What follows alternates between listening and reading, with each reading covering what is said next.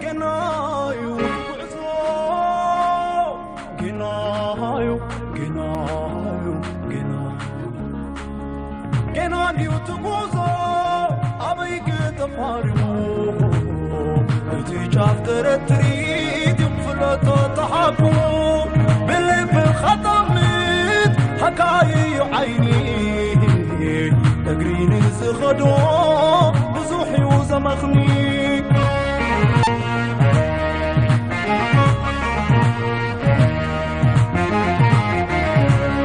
لما زاي تصبي ورقوحيوت من قدي حموت خيزرك قطع باللخبدي وشتاوي صقاغا نحكم برابرو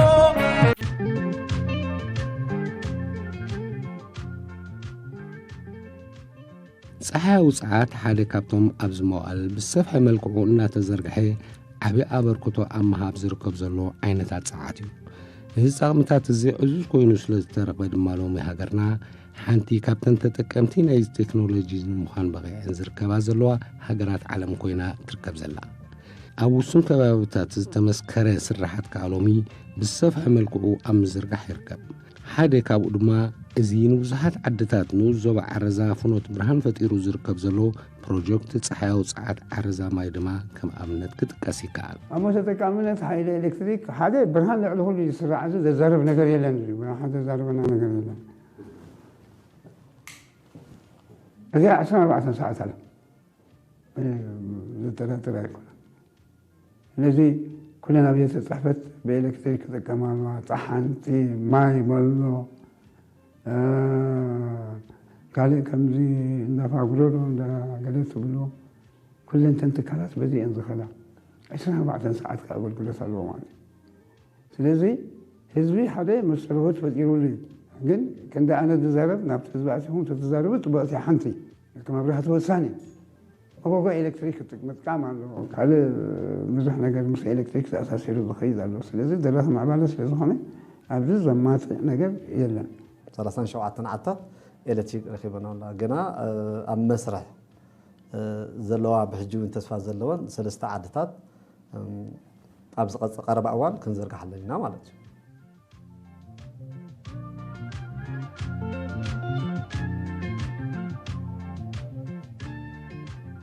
ዝርዝር ኣስማት ናይተን ዛጊት ተጠቀምቲ ናይቲ ጽቡቕ ዕድል ብምዃን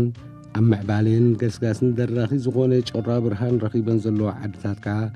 ዓዲ ብሌናይ ሓድሽ ዓዲ ምላድ ማንታ ዓዲ ንስራ ሸምኒ ዝባን ሃገር ዓዲ ተኻሉ ዓዲ ወሎ ዓዲ ነኣምን ዓዲ ጉርዲ ሓጺና ላዕላይን ታሕታይን ዓዲ በየን ዓዲ በዓብዱ ኣይቀበፁ ዓዲ ጉረቶ ላዕላይን ታሕታይን ወይ ድማ ማይ ምንጉዳ ደንበ ጠረር ደንበ መንቆሪዮስ ደቅ ወራሲ ዓዲ ጻንፋ ዓዲ በዛ ሰብዓ ዓዲ ቆምሾ ዓዲ ሳምራ ዓዲ ሰብስሬ ዓንቆጾ ዓዲ ጉልቲ ዓዲ ዕንዶ ከምኡውን ማእከል ምሕዳር ናይቲ ንኡስ ዞባ ዝኾነት ሓውሲ ከተማ ዓረዛን ከተማ ማይ ድማን እየን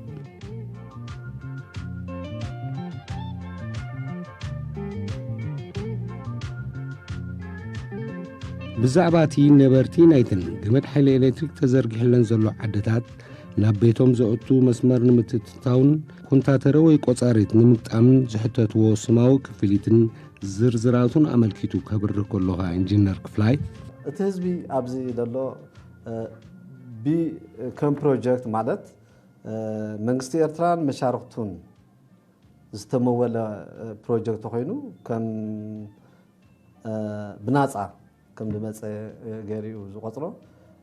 እዩ ዊን ኣጅንኽና እዚ 881 ዝበሃል ሓደ እንታይ እዩ ናይ ፊክስድ ኮንትሪቢሽን ዝበሃል ነገር ኣሎ እዚ ፊክስድ ኮንትሪቢሽን ዝበሃል እንታይ እዩ ስርሑ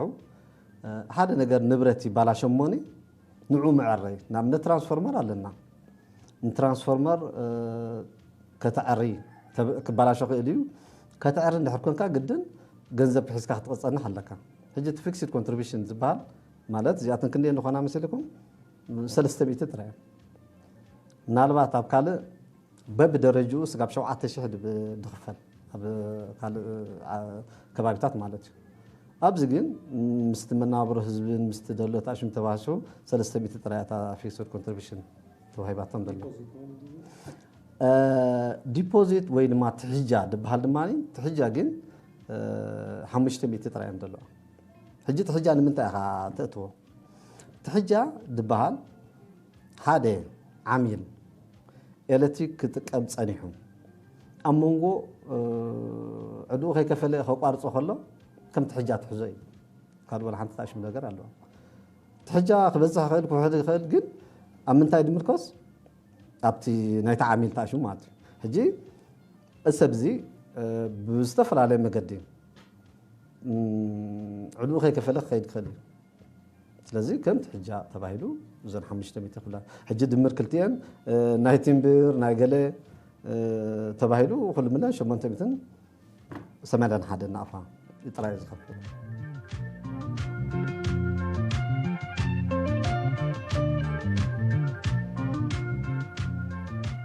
ኣብ ገለ ካብተን ተጠቀምቲ ናይዚ ጽቡቕ ዕድል ኮይነን ዝርከባ ዘለዋ ዓድታት እውን ተዘዋዊርና በፂሕና ነርና እዚ ኣብ ኣዝዩ ወሳኒ መድረኽ ተተግቢሩ ዘሎ ቀረብ ኣገልግሎት ሓይሊ ኤሌክትሪክ ሓድሽ ምዕራፍ ህይወት ከፊቱ ከም ዘሎ እዩ ቃል ምስክርነቶም ዘጉልሕ ሽመይ ሃይለ ፈሮም ዝበሃል ዝነብረሉ ዓዲ ዓድሎ ዝበሃል ወይ ከዓ ዓድወሎ ንብሎ በተሎም ድንበር ዓድሎ እዩ ሽሙ ካብ ቅድማ ፀዋውዑ እታ ዓዲ እታ ድሕሪና ንሪኣ ዘለና ኩጀት ዝባን ኣብኡ ይነር ቀደም መንግስቲ ኤርትራ ግን ካብ ዘለዎ ሰናይ ተግባር ኩሉ ህዝቢ ኣብ ርሑቕ ገጠር ዝነብር ህዝቢ ኣብ ናይ ማሕበር ኣገልግሎት ተጠቃሚ ንምዃን ኣብ 1994 ናይ ክልል ጢሳ ክጥየስ ክኽለል ከም ዘለዎ ብዘውጣ ኣዋጅ መሰረት እዛ ዓዲ እዚኣ ከዓ እዚ ንሪኦ ዘለና ሕጂ ከባቢ ዝገዛው ተሰሪሑ ዘሎ ሕርሻ ስለ ዝነበረ በቲ መንግስቲ ዝወጠኖ ውጥን መሰረት መንግስቲ ናይ ፖሊሲ ናይ መንግስቲ ንምትግባር እዛ ዓዲ ከዓኒ እዚ ከባቢ እዚ ጢሳ ከሊልዎ ድሕሪኡ እውን ኣብ ከባቢና ከምቲ ቀዲመ ዝነገርኩኻ መንግስቲ ኩሉ ግዜ ንርሑቕ ገጠራት ዘለዎ ጠመተ ትምህርቲ ሕክምና ፅሩይ ስተማይ መብራህቲ ወዘተረፈ ካብኣቶም ሕጂ ንሕና ሓደ ተጠቀምቲ ኮና መብራህቲ ክበርህ ከም ዝኽእል ተገይሩ ማለት እዩ ስለዚ ንሕና ቅድሚ ሕጂ ንነብሮ ዝነበርና ናብራ ኣዝዩ ኣሰካፊ ዝኾነ ኣብ ፀላም ናብራ ነርና ክሳብ ሰዓት እዚ ኣብ ፀላም ነርና ክንብል ንኽእልና ማለት እዩ ብሰንኪ እዚ መብራህቲ ዘይምህላው እዚ ብሙሉእ ትሪኦ ዘለና ከባቢ ብገረብ ተሸፈነ እዩ ነይሩ ግን ኣብ ሃልኪ ዘቤታዊ ሃልኪ ብኩሉ ዕንጨት ተቆሪጩ ኣግራብ በቲኹ መንግስቲ ግን ቀዳምነት ድሕነት ናይ ኣግራብ ንምሕላው ካልኣይ ከዓ ንሕና ኣብ ፅቡቕ ብሕልፊ ዞም ተወይሎም ዘለዉ ወለዳት ሕጂ እዚ ኣዝዮም ኣብ ምዕቡል ኩነታት ኣብ ሕጂ ጀሚርካስ መጎጎ ኤሌክትሪክ ኣትየን ኣለዋ እዚ ከዓ ሓደ እንታይ መጎጎ ኣድሓነት ይእወጅ ነይሩ እሱ ኣይኮነን ግን በቀጥታ ንዓና እንታይ መጥናል ሕጂ ብኤሌክትሪክ ንጥቀም ከም ዘለና መጎጎ ኤሌክትሪክ ዓቕሙ ዘለዎ ድሮ ተጀሚሩ ኣሎ ማለት እዩ እዚ ከዓ እንታይ ደሪኤካ ሃልኪ ናይ ኣግራብ ይድሕን ኣሎ ማለት እዩ ብርሰት ናይ ኣግራብ ይዕቀብ ኣሎ ማለት እዩ ምስቲ ፖሊሲ መንግስቲ ሓደ ሓጋዚ ኣካል ኮይኑ ንረኽቦ ኣለና ማለት እዩ ካልእ ቴሌቪዥን ዓቕሙ ዘለዎ ቴሌቪዥን ኣብ ቅድሚ ገዛና ተተኽልና ኣለዋ ሕጂ ሕርስ ውዒልካ ቴሌቪዥን ትከታተል ዘሎ ህሉ ኩነታት ናይ ሃገር ይኹን ናይ ከባቢና ናይ ዓለም ኩነታት ከዓ ትከታተል እቲ ሓቂ ካብ በይሎሞ ኢሎሞ ብኣካል እናርኣኻ ብኣካል እናተኸታተልካ ህሉ ኩነታት ናይ ሃገርካ ናይ መንግስታን ትከታተሉ ባይታ ረኺብና ኣለና ሕጂ ስለዚ መንግስትና ንዓና ገርልና ዘሎ እዚ በዚ ሕጂ ሕጂ ዘሎ ቃላት ሓጢር ክግለፅ ኣይከኣልን እዩ ነዊሕ እዩ እቲ ህዝቢ ዋላቲ ካባይ ንላዕሊ ካብ 60 ዓመት ንላዕሊ ዘሎ ሰብ እኳ ኣይረዳእ እምበር ካባይ ንታሕቲ ዘሎ ብምሉእ ኣብ ዝማዕበለ ሓንጎል እዩ ዘሎ ምክንያቱ በዛ ሞባይል እዚኣ ዘለካ ክትርኢ ትኽእል ኢኻ ንኣብነት ኢና ንዘረብ ዘለና ነብሶ ከፍ ህድሞ ተሪእኻ ኢኻ ፀሓያዊ ፀዓት ዘመንጭዋኻ እናእሽቱ ናይ ቻይና ስርሒት ይኾና ንበልን ዋላ ናይ ካልእ ሃገር ኣለዋ በን ሕጂ ቁሩብ ክንስጉም ኢና ፀኒሕና እቲ ጋዝ ዝበሃል ወይቲ ብላምባ ገርካ ዝነድድ ነበረ ወይ ዝበርህ ነበረ መብራህቲ ዳርጋ ሃሲሱ እዩ ፀኒሑ ሕጂ ግን እቲ ዝዓበየ ንኩለን ደምሲሱ መንግስትን ፀሓይን ተራኺቦም ዝዓበየ መብራህቲ እዚ ናትኩም ሓንሳብ ንድሕሪ ገዛ ግበርዎ ወይ ኣብ ውሻ ተጠቐሙሉ ኢሉ ሕጂ ዝዓበየ ተደሊኻ ብደገ ተደሊኻ ብይ ተደሊኻ ብኣንጎሎ ዘብርህ መንግስቲ ብዘይገለ ክፍሊት ስለተኸለና እዚ ንሕና ብጣዕሚ ዘገርም መንግስትና ከይመስገና ክንሓልፍ ኣይንኽእልና መጀመርያ ሽመይ መሓመድ ኢድሪስ መሓመድ ነባሪ ዓዲ ጉልቲ ኢነ ቀደም ንጥቀመሉ ነበርናን ኣብዚ ሕጂ እዋን ዘሎን ዓብ ጋግ ይፍልል ገይር ዘሎ መጀመርያ በቲ ናይ ቀደም ኣቦታትናን ኣብ ሓጎታትና ዝነበርዎ ብፋኑስ ከምዚአን ዝኣመሰላ ዘን ፋኑስ ጋዝ ከዓ ነይረን ብኸምኡ ዝጥቀም ነይሩ በቲ ጋዛት ናይ ቀደም ጋዝ ፖዝኒዮስ ጋዝ ብምዃኑ መጠን ከዓኒ ኣብዚ ሕጂ እዋን ዘለናዮ ከዓኒ ኣዝዩ ብዘሐጉስ መንፈስ ብዘሐጉስ ብስራት እዩ ከዓ ዘይረኣናዮን ዘይሓሰብናዮን ከዓ ሃንደበት እዚ መብራህቲ እዚ ክመፃና ከሎ መብራህቲ ናይ ዓለም ይመፂና ንሕና ምስ ዓለማት ማዕድና ንዳረጋ ኣለና ማለት እዩ 24 ሰዓት ንዓና በርሃና ናይ ብሓቂ እዚ ከዓኒ ሓጎስ ዝስምዓና ሕጂ ኸዓኒ ኣብዚ ዘለናዮ ኸዓ በዚ መብራህቲ እዚ ኸዓ ሕጉሳት ኮይና ብሙሉአን ዘን ከባቢታት ምምሕዳራት እዛ ምምሕዳር ከባቢ ዓዲ ጉልቲ ዓዲ ጭዕንዶግን ዓዲ ጉልትን እያ ተመርኩስ ምምሕዳር ዓዲ ቁመሾ ኸዓኒ ዓዲ ስብዓ ኣለዋ ዓዲ ሳምራ ኣላ ዓዲ ጭዕንዶግ ኣሎ ዓዲ ሸብሽረ ዓንቆፆ ኸዓ እዚአን ከዓ ብሓባር ኮይና በሪህና ዘን 7 ቆላስረ ኸዓ ንፅዋዕ ንሕና ማለት እዩ በዚ ኸዓ ሕጉሳት ኢና በዚ መብራህቲ መፂና ዘሎ ኸዓ ምስ ዓለማት ንራኸብ ብቴሌቪዥን ንራኸብ ኣለና ካልእ መጎጎ ውን ካብ ዕንጨት በሪሱ ዝነበረ ግራብና ብሙሉእ ሃሊኹ ኣግራብ ዝበሃል የለን ካብ ጥንቲ ናይ ቅድም ዝነበረ ኣብዚ ሕጂ እዋን ክትሪኦ ከለኻን በበይኑ እዩ ምክንያቱ ኣግራብ ዝበሃል የለን ብርሃን ንዓይ ናይ ብሓቂ ክገልፆ ኸማን ብርሃን ዳኣኒ ከም ብርሃን ጥዕም ድለ እዩ ሰላም ረህዋ ቅሳኔት ማለት እዩ ብርሃን እንድሕር ኣሎ ኩሉ ኣሎ ብርሃን ተደሊ ግን ጸልማት እዩ በቲ ናይ ቅድም ዝሓለፎ ኣቦታትናን ኣባሓጎታትናን ናይ ብሓቂ ዓይኖም ኣይኮነን ካልእ ኸማን ተጎዲኡ ኩሉ መጎጎ ትኪ ደምፅእ ዓይንኻ የንብዕ ጉልበትካ የዳኽመካ ኣብዚ ናይ ሕጂ ግን እዚ ናይ ኤሌክትሪክ ግን ኩሉ ሰብ ከዓኒ ምስቲ ዘሎ ሕብረተሰብ ተሰማሚዕኻ ብሓደ ጎኒ ብሓደ ኢድ ኮንካ ከዓኒ ነዚ ናይ መጎጎ ክንጥቀም ካብቲ ዕንጨት ፈልፂ ወይ ከዓ ካብቲ ኣግራብ ካብ ምብታኽ ከዓ ናፃ ክንከውን ተስፋ ይገብራለ ስፋልደት ሃብተ ዓዲ ቁመሾ ነዚ ፀጋታት እዚ ነዚ ብርሃን እዚ ክመፀና ኣይተፀበናያ ነርና ግን ሳላ መንግስትና ኣብ ብርሃን ወጢህና ነዚ ዘይተፀበናያ ነገር ናይ ብጣዕሚ ሓጎስና ወሰን የብሉን በሪህና ተቐደም ግን እንታይ ነርና ዕንጨት ገርና ነብርህ ነርና ካልኣይ ተተወዳእና ላምባ ጋዝ ገርና ንገብር ላምባ ድና እውን ዳሕራ ይሰይቡ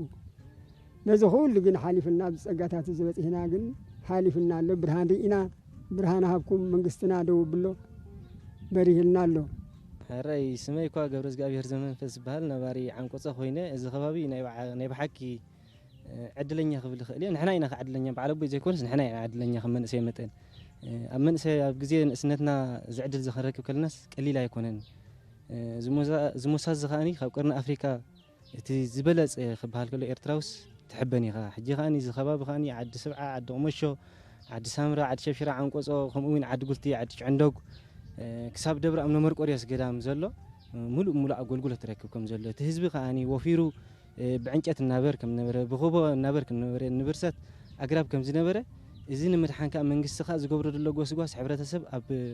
ገጠራት ድማኒ እቲ ዝበለፀ እዚ ከዓኒ ንህዝቢ ኤርትራን ከምኡውን ንሓይሊ ሶላርን ወይ ከዓኒ ንሓይሊ ኤሌክትሪክ ከየመስገናይ ኣይንሓልፍና ብጣዕሚ ፅፉፍ ስራሕ ውሁድ ስራሕ እሞቶም ኣባላት ናይ ብሓቂ ግዜ ከይኣኸለና ክንምሳሕ ከይበሉ ለይትን መዓልትን ብፃዕሪ ሰሪሖም ነቲ ህዝቢ ክግልገል ከም ዘለዎ ብጣዕሚ ከዓ መስኡ ወሰን የብሉን ማለት እዩ እዚ ህዝቢ እዚ ከዓኒ ሕጂ ነቲ ዘለዎ ፀጋ ንዝነበረ ብርሰት ገረብ ዓቂቡ ገረቡ ሓምላይ ንክቕይር ድሉው ምዃኑ ኣነ ከም መንእሰይ መጠን ኣማን ብኣማን ከይመስገንኩ ኣይሓልፍኒ ይቐኒየለይ ዓወት ንሓፋሽ ኣነ ሽመይ ፋጥና ጀማል በሃል ዓዲ ምላል ማንታ ተወላይት ምላል ማንታ ኣብኡ ከዓ ሓዳረይ መብራህቲ መፂና ዘሎ ዕድልና ይበፅሕና ቅድሚ ሕጂ ኣብ ፀልማት ይነሩ ብጋዝ ገለ ጥቀም ነሩ ዳሕራይ ውን ማዕቢ ተባሂሉ ዘና ቻይና መፅያና ዘነ ሶላር መፅና ፀሓይ ብኡ እቲ ዝረኸበ ከም ነብር ከም ተረኸና ብጋዝን ገለ ነብር ነሩ ሕጂ ግን ኣብ ፅቡቅ ደረጃ በፅሕና ማይ ቡምባ ውን ተሰሪሕና ቤት ትምህርትና ኩሉ ፅቡቅ ኮይኑ ዝረኸበ ከም ድማ ዝሰኣነ ከም ናህና የርህወሉ ቴሌቪዥንና ገለና ኩሉ ማሻአላህ ይዘሎ ፅቡቅ ዘለና ገረምና ተዓቂብና መወጎ ንጥቀም ኤሌክትሪክ ገርና ከም ናህናስ ንዝጨረቆ ፅቡቅ ኢና ዘለና ካል እንታህልና ፅቡቅ ኣሎ ፅቡቅ ከም ዛህና ዕድል ከዓ ኣይተፀበናያ ነርና መንግስትና ደው ብለና ብረብል ዓለሚን መፂና ማሻአላህ ከምዚ ንፀጎመ ርህወሉ ሽመይ ረሕማ በያን ኣብራሂም ዓደይ ከዓ ዓድና ድማንታ ኢንሻአላህ ሎሚ ተሓጉስና መንግስትና ሳላ ረብናን ብሶራል ብጋዝ ነርና ሕጂ ከዓ ኣብ መብራህቲ በፂሕና ደቅና ከዓ ኣብ ፅቡቅ መሃሩ ኣለዉ ኣብ ኤሌክትሪክ ኢንሻአላህ ፅቡቅ ኣለና ትምህርቲ ጥዕና ገለ ኩሉ ፅቡቅ ኣለና ትምህርቲ ፅቡቅ መሃሩ ደቅና ጥዕናና ማይ ቡማና ንሰቲ ኩሉ ኣለና ሙሉእ ኩሉ ሕክምና ኣሎ ኣለና ተሪፍኩም ወላ ሓንቲ ተረፈና ብልና ኢንሻአላህ ኩሉ ፅቡቅ ኣለና ና ሃይለ ማለት ተሰማ በሃል هاي ما رسمها على ذات ولدي عدمي ودي 76 زخون كيه بطعمي خزارة تراخوين زوانا مجلس حصرني بحكي زنورو هم زنورو سلام كالي نيرو أب سلام نبنينا برهان تحوشنا بحكي منقصنا تطولنا نتوم كمان زيرو خبو زباتات دما كمان خمسلو يمني بحكي مجلس ولا مجلس حصرني نايز برهان زعسنا 4 ساعات برهنا تحقشنا كلنا بدانا